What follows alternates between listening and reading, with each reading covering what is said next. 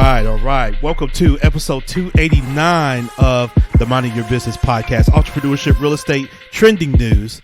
There is still no business like minding your own. Yes.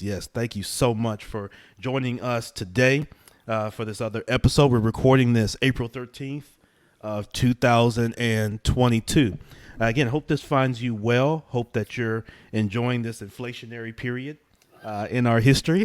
I was at the gas pump yesterday, and of course I'm here in Memphis for those that are aware, and the gas was like $4.30 a gallon.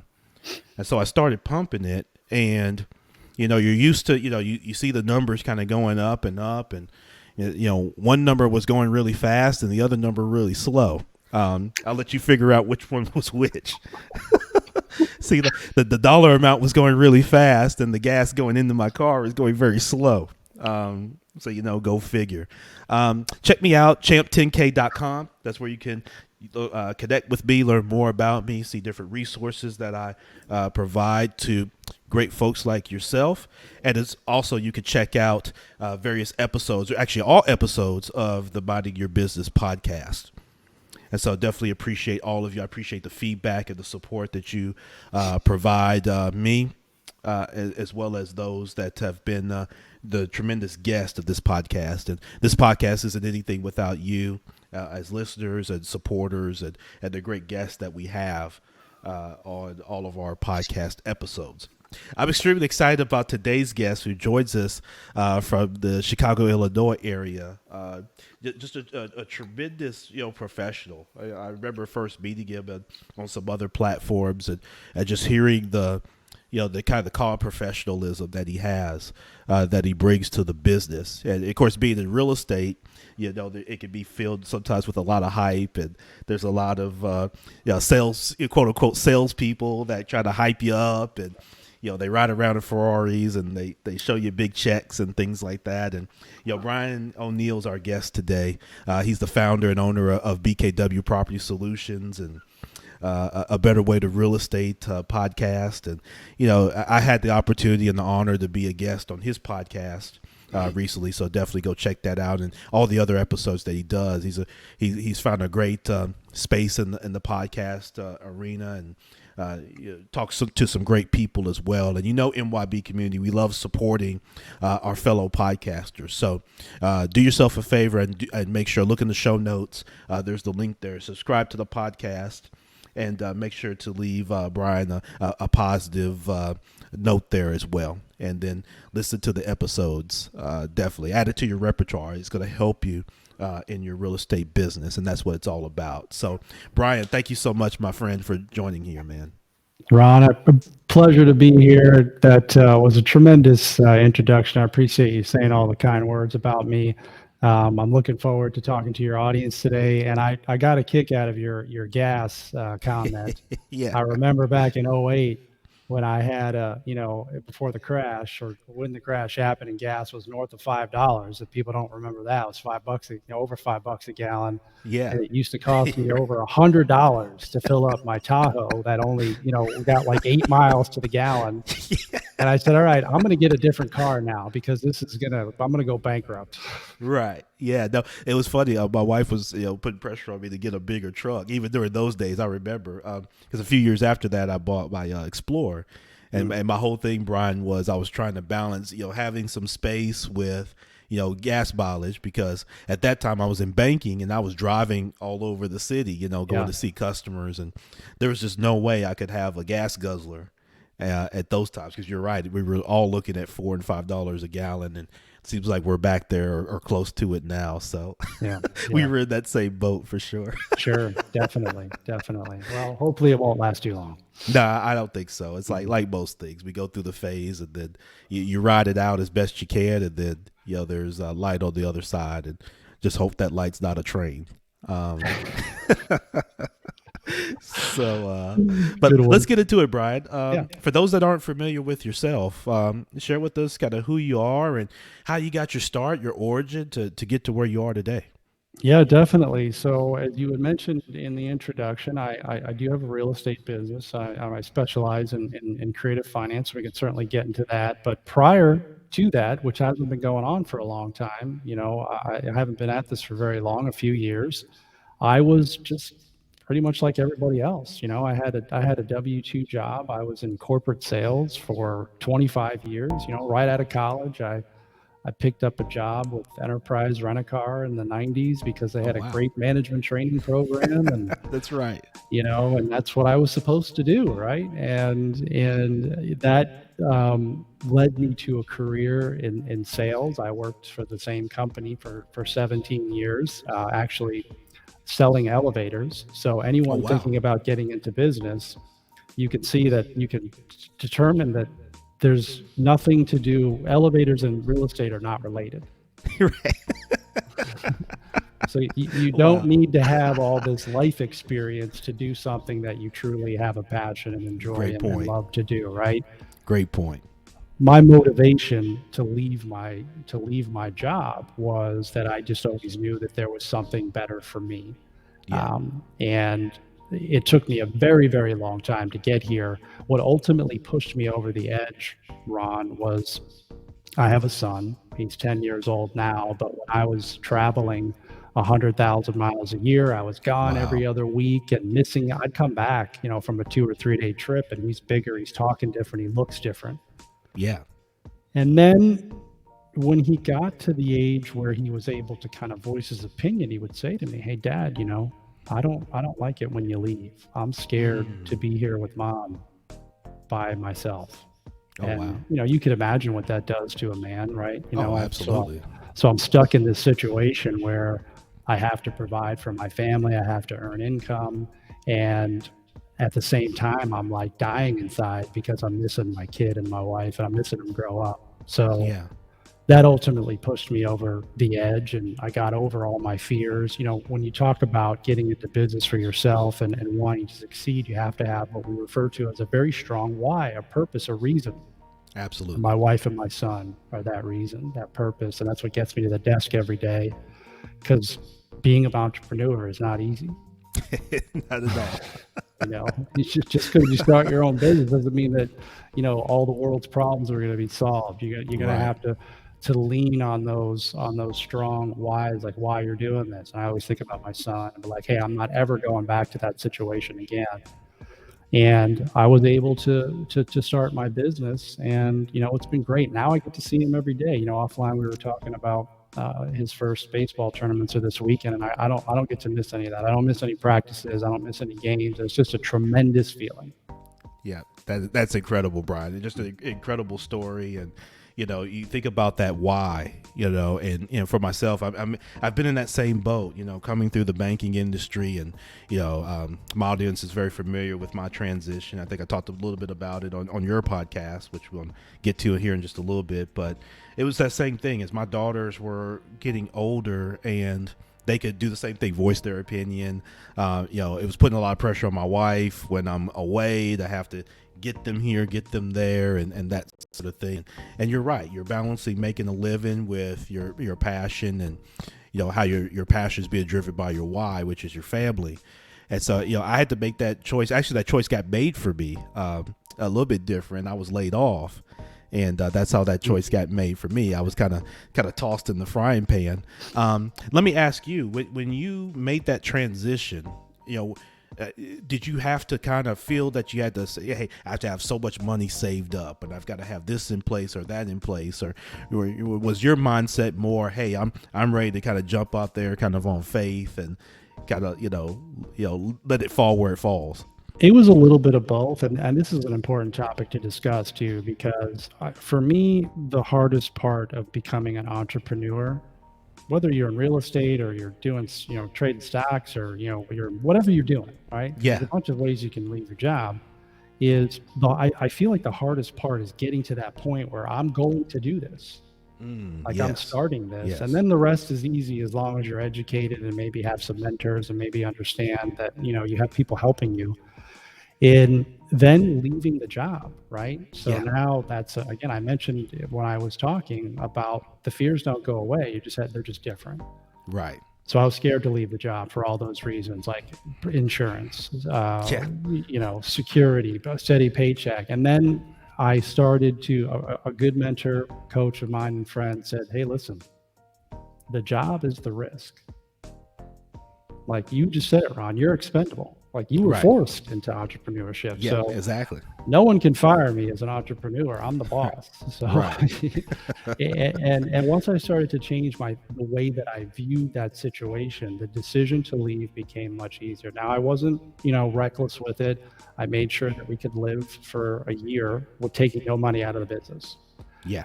and that made the decision to leave much easier. And I was able to leave. My transition was about 9 months from when I started doing deals. For some people, it's 12 or 2 years or longer. Whatever it is for you, you just have to make Yeah. sure that you make an informed decision. Yeah, no, absolutely. And for me, it was much longer. When I started doing deals in '07, and I didn't leave the job market until 2018. So I tell people, like, you're talking 11 years of, and I had those same fears. I mean, we had grown our family, and you're looking at getting paid every other week is you know when you go and you become an entrepreneur, and I remember those first couple of Fridays that hit where there's no direct deposit. It's like, man, I know. Brian, were you ever tempted to go back into the workforce? Yeah, I always like to ask that question. I think it's a tremendous question, and yeah, I've thought about it. I have. When you, again, entrepreneurship is not easy, and Right. especially when you're in real estate. I mean, a couple years ago, I mean, I was finding deals left and right. Yeah. Now it's a little bit more challenging. Right. And sometimes, those old habits and thoughts, they stand up on your shoulder, Right. and they come in there. But yeah, those are fleeting moments, Ron. And you just Yeah. have to, if you have a good foundation, I work a lot on my mental game. It's very important. Yes. And those go away. But yeah, sure, they creep in there, right? They creep Yeah, in there. yeah, they do. Mhm. Yeah, they do, and for me, not often, but like you say, they're fleeting thoughts that come into to play, and you have to keep pressing on, and like you mentioned earlier, you surround yourself with the right people, coaches, mentors, other people in the industry, and they can also help, like you say, with that mental piece, because that's the biggest block, I think, for most of us, right? Is it's not the skill set or the ability to go and execute, like you mentioned. Even in this environment where it's a little bit tougher to come across deals, there's not as much low hanging fruit. So you have to turn up a few more rocks than maybe in the past in terms of finding deal opportunities. But yeah, you're exactly right that mental piece, constantly working on that, is a big part of that transition from workforce to business ownership. And so, with BKW Property Solutions, what do you do with that? How do you add value to people there? Yeah, sure. And this really stems from a personal experience that I had as a consumer. Yeah. And I had a negative experience on the buy and sell side, actually. When I was younger, I mismanaged my credit because I wasn't educated.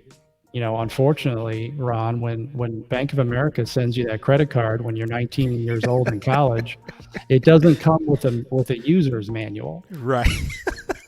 You know, it just says call this number. You got $1,200, and have Right. at it. And that's exactly what I did. And Absolutely. it doesn't say, hey, keep the balance below 30%. Make 3 times the monthly payment. Like nobody tells you that, right? Right. So it got out of hand. I mismanaged it when I was younger, and that followed me around for a bit. So when I got my first home loan, it was difficult. I mean, it Yeah. was literally the microscope situation, and I said, it's hard to buy a home. Right. But I got through it, and I got through it. I learned some valuable lessons, and then on the sell side, I bought a house here in Illinois in 2005, new build. You can't think of a worst possible time to buy a house yet build one. 2005. Yeah. I sold that in 2014 and sold it for less than I paid for it. Oh wow. Yeah, Oh no. right. So, and I lived there for 9 years, 10 years, paying the mortgage down, and I took a loss on the house. But what ultimately happened is that we expected to get a certain dollar amount of equity out of the property. My Sure. wife and I, we had purchased a new house, a new build. We were excited. Our family was growing, and I was supposed to get $40,000 after it was all said and done. We walked Sure. away with 4,000. Oh Four. no. And I looked over at my wife. I said, man, I could have done that. Like I could have Wow. done that. I don't need all these people at the closing table to take all my money. And Right. I get left over with the scraps, right? So I didn't know Yeah. it at the time, but there was another way to sell your house, and it was seller financing and lease options, and we'll get into that. But Yeah. that experience is really what ultimately drove me to start this business. And I help people like me in that situation and countless others that have a real estate problem that the Mm. traditional market cannot solve. And they're out Wow. there every day. Absolutely. No, I love that, and again, it goes back. It kind of fits, your personality and things like that. Of, being that solutions oriented and tying that with your own experience. And you're right. There are so many people that share that same sentiment and that same story. Whether it's those early years of, I did the same thing at the University of Memphis. They had tables set up for the credit card piece, and they were giving them, we were all suckered into getting the T-shirt and the credit card, and they were giving it out like candy. I mean, they gave me a $2,000 limit. I mean, I didn't have $2 to my name, and they gave me a $2,000 limit, and the mall was right down the street, right? And Yeah. the girls were right around the corner at the other dorm, and the mall was down the street. So those two did me in, and That so 2000 didn't last very long, I'm assuming. no, it's funny how that works. That too, especially back then when you had the annual fees on cards and things like that. Oh, yeah. What I thought was going to take me a long time to run up really didn't. It took very little time for me to run that up, Brian. So I'm with you there. But no, I love that strategy in your business of helping people, kind of through the real estate pathway, and however that takes form for people. And so, you mentioned earlier about, kind of creative financing and seller financing. And I've explained this, to this audience. And so there's some familiarity, but, from your standpoint, what is creative financing? Sure, it's an alternative way to sell your home if conventional doesn't work, or you can't sell your home for cash. There's so many different ways to sell your home, and that's really one of the reasons I started this business and the podcast, was to educate the consumer on, hey, you don't just have to do it in this little box that you've been programmed to do your whole life, because not everybody can fit in that box. So there's other ways to do it. So taking my situation back from 2014, where I couldn't sell my house, right? Or I'm sorry, I couldn't get the price I wanted. I had equity. Look, I didn't need that money right now. I would have waited for the 40,000. Right. So in that particular scenario, if that's you and you can wait for your money, you don't need or want all of it right now, but you want to get it and not take the 4,000, you can structure something on what's referred to as a lease option. That's one way to do it, where I would come to the younger Brian, the Brian from 2014, and say, hey, look, I'll give you the 40 grand. And I'll structure a term with you. Let's just say, for argument's sake, it's 5 years. So on or before 60 months, I'm going to give you $40,000, and I'm going to pay whatever loan balance you have off at that time. Yeah. In the meantime, you go on, you live in your new house, Brian. You enjoy your family. You move on. Forget about this house. I'm going to pay the mortgage. If anything pops up with repairs or maintenance, I cover it. You're just waiting for the 40,000. Right. I would have absolutely done that with someone who is, credible. Of course. If that situation came to me, I just didn't know it existed at the time. I was just like, I got to keep lowering the price, because I can't afford 2 mortgage payments. Right. So that was my pain, and I would have done it. Now, most people are not going to do that.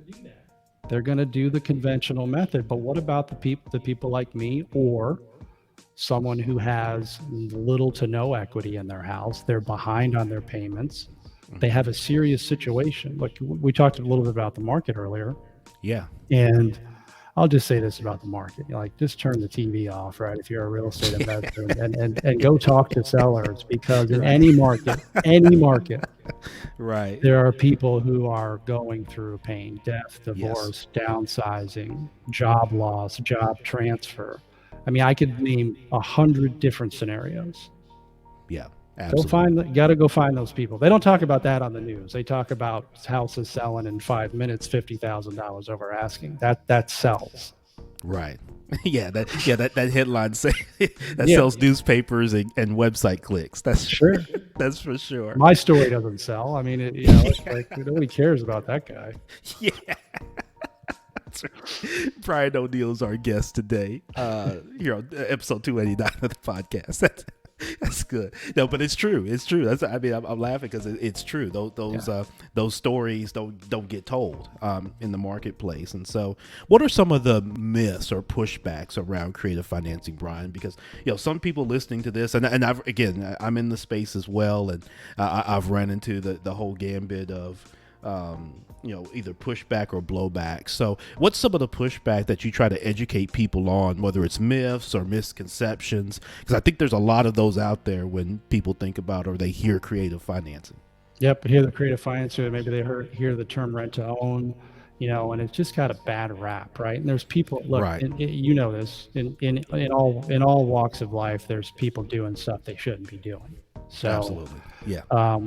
sure, there are some misconceptions, and if you're a seller, yeah, I'll just say this about seller financing: if you own your house free and clear, no debt, okay, how do you think you're going to get more money selling it today conventionally, or if you finance somebody at 4% over 30 years amortized with 10, 15, 20% down? Yeah. The latter all day long. 100%. Yeah. The banks have branches all over the place for a reason. Okay. Right. Exactly. So if you look at your truth in lending statement, so when you go buy a house and people don't look at this, but it's like, what does this loan cost you? On a $600,000 house, you're going to pay over $1 million for it over Right. 30 years. So as a seller, if you could put your mind into, okay, I'm going to turn into the bank, you're going to get way more money for your house. Now, is everyone going to do that? No, they're going to take the lump sum because they live in a now moment. They're not forward thinking. And there is risk associated with that. But, if you're going to rent your house for 15, 20 years, Yeah. why wouldn't you do a seller financing situation where you don't have to do you go from being a landlord to the bank. You're elevating landlord to the bank. Right. Again, Which is the a banks big have difference. branches all over the place. Yeah, it's a big difference. And you notice the bank's not in the business of being the landlord. They're in the business of being the bank, right? And so that's a much stronger position, right, than being responsible for everything as the landlord, having the stresses of tenant management, property management, everything that goes along with it. And so with creative financing, you're allowing that person from, maybe a somewhat impactful distress situation to get past that. And I want to say there's a statistic, Brian, and I may be incorrect in saying this, but there's something like 75 going on 80% of the population that doesn't fit that conventional method, right? So we talked earlier about the story not being told, but there's actually a very huge population that is impacted by the things you mentioned. They're not in position to make repairs. They're going through some sort of divorce or cut in hours or loss of job or something that's impacted health wise. I come across a lot of people that are looking to get closer to family or to grandchildren. And so that level, that the situation creates an interest in looking at things more creatively and more holistically than simply, the traditional way of waiting on a real estate agent and waiting on the bank and that sort of thing.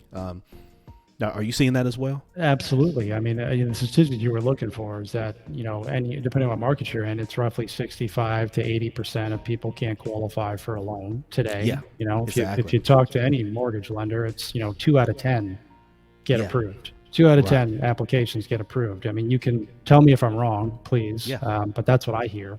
Yeah, And which absolutely. makes it difficult to sell. Again, the buyer pool is small of those who can qualify. Right. And then interest rates go up, and that all of a sudden a $300,000 loan just went up $180 a month because you went up 1% interest rate. Right. So affordability is an issue. And then again, yeah, you have all those scenarios that you just mentioned where people are hurt by their jobs, or they had to relocate, or they want to move closer to family. So there's so many reasons. I always say this about creative financing. Because a lot of people will say to me, why would somebody do that? I'm like, Yeah. well, Right. you may not want to do that, and I get it, but I can there's more reasons why they would do it versus why they wouldn't do it. Yeah, exactly. That's extremely true. It's very true. And I found that when you're able to educate people on one of the challenges when particularly when new people get into wanting to position themselves in creative financing is they don't do a really good job explaining and tying in the pain point to the benefit. And so they just ramble off the features of creative financing as opposed to what you just did, which is tie the pain point to the benefit, right? And then the transparency of, listen, it may not be for you and your situation if you are one of those people that qualify conventionally, but like you just mentioned, and I can confirm that as a longtime banker, that the approval rate, and you think about doing a mortgage today, it's not just getting the initial approval, but then it's that time in which they can come back and say no at any point after that. If there's any issues with the particular property you select, if you happen to get an inquiry that shows up on your credit, we talked about credit earlier. I mean, I've seen people like right before they go to the closing table, have the bank come back and say, we're gonna have to increase, we're gonna have to add, a point to your rate because we saw an inquiry that popped up, and you may not even known or even initiated it, right? So there's so many different ways. They go and check your employment, and then the employer says, we cut hours by 5 hours last week, and then all of a sudden the mortgage company says, we can't do it, or we can't do 300,000. Now we got to do 250,000. There's all kinds of things, right, Brian, that can come up in that process. And that's why, but you and I echo that same sentiment that, if you're listening to this, be open to hearing out, the options with creative financing.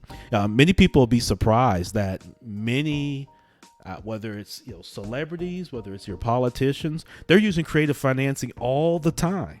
All the time. The people that whether it's the Gary Vaynerchuks or the Grant Cardones, these folks are using creative financing all the time. The people that we all hold high regard in business and financing, that's how they do it, right? They operate creatively, and they mitigate their risk where they need to, but they work with credible people like yourself, Brian, and they put themselves in great positions, and we can all be doing that. 100%. That's a great point that you bring up, and I think one of the other points to highlight about a seller, especially if you have equity. So there's another statistic I'll throw at you. It's roughly a third of all homes in the United States are owned with no debt, free and clear. A third. Yeah. And there's 40-something million houses in the United States. Oh yeah. So I would ask any seller, like, what are you gonna, if you have a $400,000 house, what are you gonna do with $400,000? Right. I mean, seriously, have you thought about what you're going to do with that? Like, again, we're all programmed to think, well, I'm just going to stick a sign in the yard, sell it, I'll pay my realtor fee, whatever that is, and closing costs. I'm going to take this $370,000 and I'm going to move on. Well, what are you going to do with it? Right. Doesn't it make more sense to consider to keep the asset, which is real estate, which historically over time does nothing but go up? Sure, are there dips? Yes. Yeah. They're not making any more land. Right. Exactly. Right. So, I mean, it's just something to think about and consider. What are you going to do with this lump sum? And what happens to most people that get a bunch of money that have never had it before? Yeah, they a couple things happen. One, they spend it, right? It ends up getting spent on sometimes frivolous things or things that depreciate. Mm-hmm. Number two, the IRS shows up and says, hey, buddy, you got this extra $370,000 that we're tracking as income to you. Now let's have a little bit different conversation than we've had in the past. And in most cases, that's a conversation that people don't like. When the IRS wants to have a conversation with you, I can almost guarantee you won't like the outcome. No. Yeah, you're right. I'm glad you brought that up. So it can be bad when you have a lump sum that you've never been able to manage before. You look at all these, these young athletes that become millionaires overnight, and it's just unfortunate. I mean, the leagues are doing a lot better job, but again, if you didn't have money and all of a sudden you have a bunch of it, you need to know what to be able to do with that. Yeah. Yep, absolutely. No, very true. So, no, thank you for that on the creative financing side, Mhm. Brian. Let's talk about the podcast because you've mentioned that and I've mentioned that. What inspired you to do the podcast? Because I remember kind of when you were first, kind of starting out and you were putting it together. You were really, you were documenting that process, and Mhm. I always thought, like I think most business owners are. I think you were a tremendous fit for the space.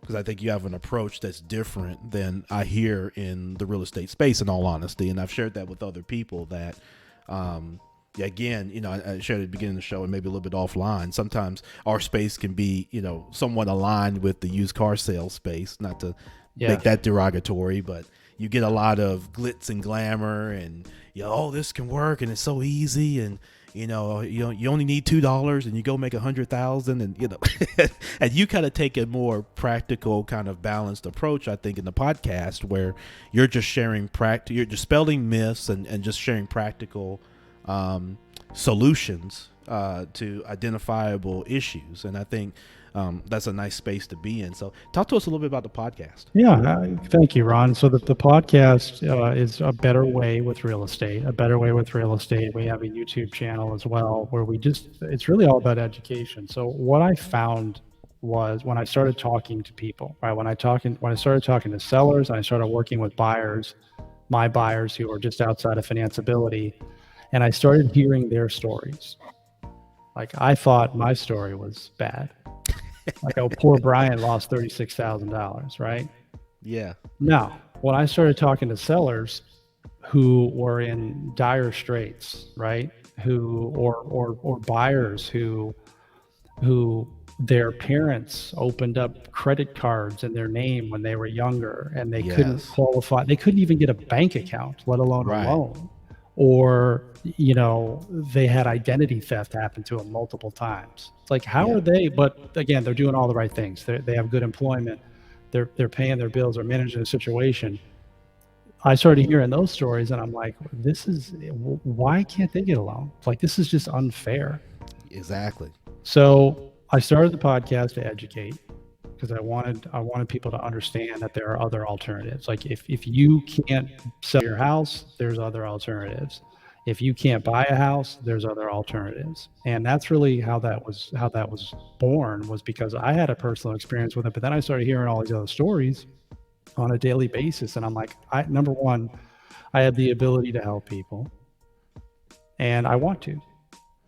So I just felt pulled into that. I just felt Yeah. pulled into that I had to let these stories be told, and I do tell them on the show. Yeah, absolutely. What's the best way for everyone to find the podcast? Now, obviously, MYB, if you look in the show notes, you can see the link and Mhm. that sort of thing. But, what's the best way and how often do you present kind of new episodes? Yeah, we do weekly episodes, and you were one of the first episodes, which I'm super grateful Yes. for. And it was just an awesome episode. And if you go to my website, bkwpropertysolutions.com, there's a podcast button at the top. You can listen to all the episodes. But we're on, Spotify and Apple Podcasts. We're out there everywhere. So give it a listen. It's you might learn a thing or two. And again, that's the idea of the show, is to educate people on all your options. I mean, I bring real estate agents on the show too, just to talk Absolutely. about, like, what should you do when you're buying a home? What should you do when you're selling a home? Because Absolutely. that's the conventional way. That's still the way people sell their houses and buy them. Yeah, absolutely. And that's a good point. I'm glad you brought that up because sometimes when we talk creatively, it can come off as we're being, maybe negative towards that conventional way. And that's not what we're doing at all. So just to kind of dispel that, when we share things creatively, we're sharing a viable alternative, right? And so what we look to do, and when you talk about providing solutions, is don't get pigeonholed into any single one, because if you're not a fit, just have an awareness and understanding that there are other solutions that can be a better fit. Just like any other area of business, there's not, in most cases, there's not just one kind of size fits all. In real estate especially, there's several other very viable, very legitimate ways that you can solve problems. And so you want to keep that in mind. That's a good point. Thank you, 100%. And I always give my sellers and buyers, like if I'm talking to a seller and they're not a fit for creative financing, hey, I know somebody who can pay cash for your house. I know a realtor. I still want to help them. It's like I'm not going to try to, again, not to insult salesmen, car salesmen. I was a salesman for a long Right. time. Yeah. I'm not Me going as to try well. to convince you to do something that doesn't work for you. It doesn't make any sense for me, and you're just wasting people's time. So just try to help them. And believe me, you know how this works. The universe brings all that stuff back to you. That's without a doubt, Brian. Without a Yep. doubt. So Very give. factual. Yeah. There you go. Yeah. I've always found I've never lost when I gave. Um, and when I look to to be my best for people, I always found that reciprocated. I mean, even through challenge times and things like that. There's many times where I've gone through lulls or things like that, and I'll get a call from a seller or get a call from a cash buyer or something like that. That just, hey, I'm right back in the game just like that. And I like to think that a lot of that is tied to what you just mentioned, Brian. Is just looking out for people's best interests, being transparent and true with them, and directing them to the best resources that you can. We, Absolutely. you talked a little bit about family. As we start getting towards a close, Brian, just wanted to, get your thoughts on, just the importance of family. And, for many of us that are listening, we all have family that, is in various forms and structures and things like that. But just talk about what family means for you and, and again, how it motivates, you and your business now and into the future. Family is everything to me.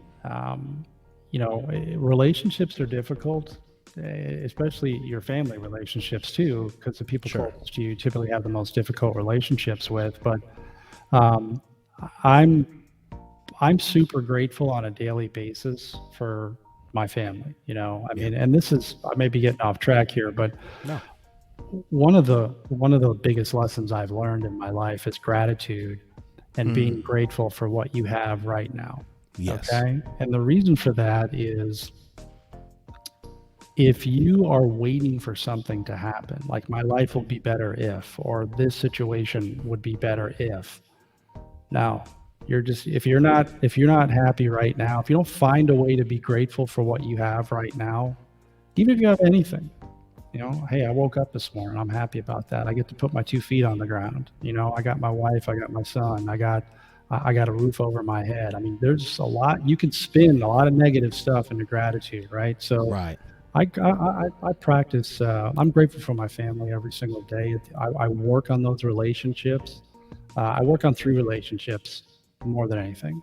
The one I have with myself, the one I have with my wife, and the one I have with my son. And the relationships with my wife and my son didn't get better until I worked on me, Mm. on Brian. Yes. Which is, I always would say, look, you have to look inward before anything outside of your world Right. is gonna change. And that was the game changer for me. Was I had to look at Brian first. Yes. But to your question, I went off track there. Sorry, Ron. I No, mean, no, it's good. family That's good. family is everything to me, and it's really what gets me going and driving. And life doesn't last forever, and I don't want to miss anything. And I would just say anyone who's thinking about, like, hey, I'll do this when, like, you're gonna blink and your kid's gonna be they're gonna be grown up, Yeah. and you're gonna be filled up with regret. Yeah. Don't do Uh, that. I've told this story before on another episode, but I remember being in banking around the time when my wife was pregnant with our oldest daughter, who's 12 now, Brian. And this lady, we had a customer that came to our branch. I was a branch manager at this time, managing a fairly large branch, and the lady came up. She had to be in her mid-90s, and she still was able to drive and kind of get around. And she came in and we were doing some work on her accounts, and she was very excited because she was in town to visit her son, who he was in his mid-70s and having some health issues and things like that. So she was there to see him.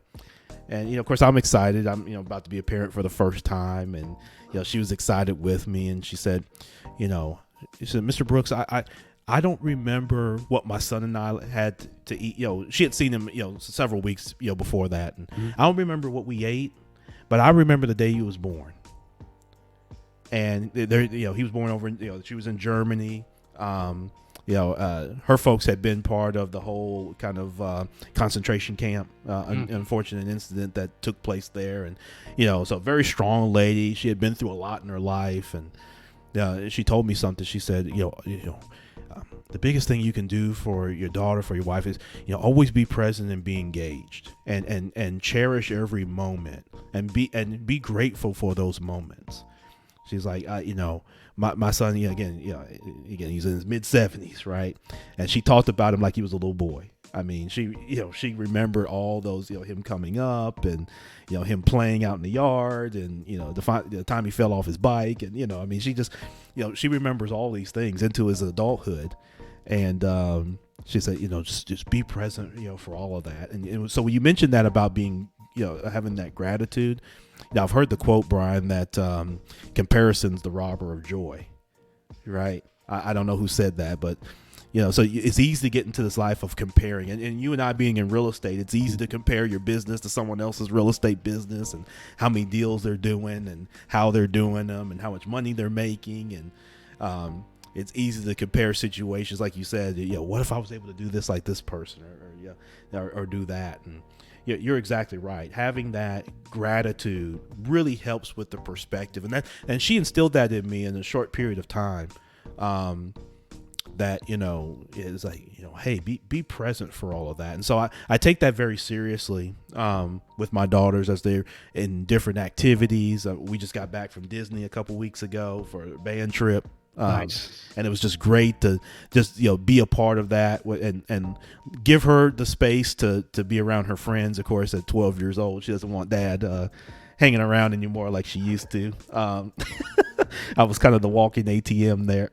Of course, you do that job well, I'm sure. Yeah. Oh yeah. I did it well there too, definitely, for sure. But I was more than elated to be able to do that. And it just made me think, Brian, as I walk around there, it's like, God, I was once the kid, and God, it only takes a few years and then now you're the adult, it's just, it was wild. Yeah. But that's my role, and then I embrace it. And I just love what you said about gratitude, and that story came to mind. So that's all. I love the share. And wisdom. You learn a lot from a 90-year-old woman, or a man for that matter. So you listen to them, and I think the lesson here is that if you think about your life, like think about the best moments in your life. If you have kids, right? Think about the best moments in your life.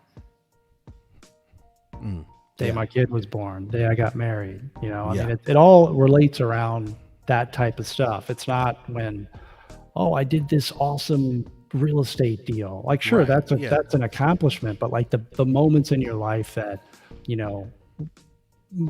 catch you, like, right, that you might get emotional. Like, those are I will never forget the day my son was born. I know what I was doing. I know what I said. I know where I was. I mean, and that was 10 years ago. Yeah, absolutely. Yeah, I'm the exact same way. I echo that, Brian. Brian, I can't thank you enough for taking time out of your day to join us and just share such great insight and perspective with us. I think this helps us all. This always helps me to have these conversations and and to connect. And so I thank you so much for this. Yeah, pleasure to be on. You're a tremendous individual, and you're adding so much value to the world. And I'm so honored to be on today and just share a little bit of time with you and your audience. Thanks again. Yep, absolutely. So MYB, make sure you go to BKWPropertySolutions.com. That's where you need to go, BKWPropertySolutions.com. It's in the show notes. That's where you can learn more about Brian and his company. And if you find that he can be a resource, definitely reach out and let him know that you heard him right here on the Minding Your Business podcast, as well as connect with his podcast. The link there is in the show notes as well. A Better Way to Real Estate with our guest today, Mr. Brian O'Neill. Brian, thank you so much, man. Again, I blessings to you and your family. Look forward to remaining connected, and your son being in baseball. Look to see his career continue to blossom. That's always awesome, man. Yeah. as a person that loves sports and played a lot of sports, I love to see that, and your involvement and connection with him. I'm sure he'll always greatly appreciate that, and he'll always have those fond memories. So that's awesome. Thank you very much, my friend. I appreciate it. All right. All right. MYB, this has been episode number 289 of the Minding Your Business podcast. Please share this podcast, share this episode, share other episodes, and we want to continue to grow the listener base here. Follow me on various social media channels. Follow Brian on the various social media channels here in the show notes. And again, if we can be resources to you, definitely connect with us. 3 areas that unite us all, no matter where we're from, no matter what side of the water you come from, what side of the tracks, how you look in the mirror. 3 things that unite us all. We all want to be a little bit better for ourselves, a little bit better for our families, and a little bit better for our communities.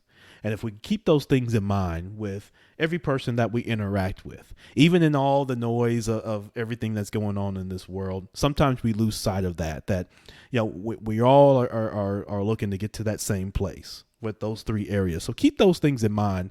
And I believe if we do that, we can all collectively make this place just a little bit better. Champ, on the Minding Your Business podcast.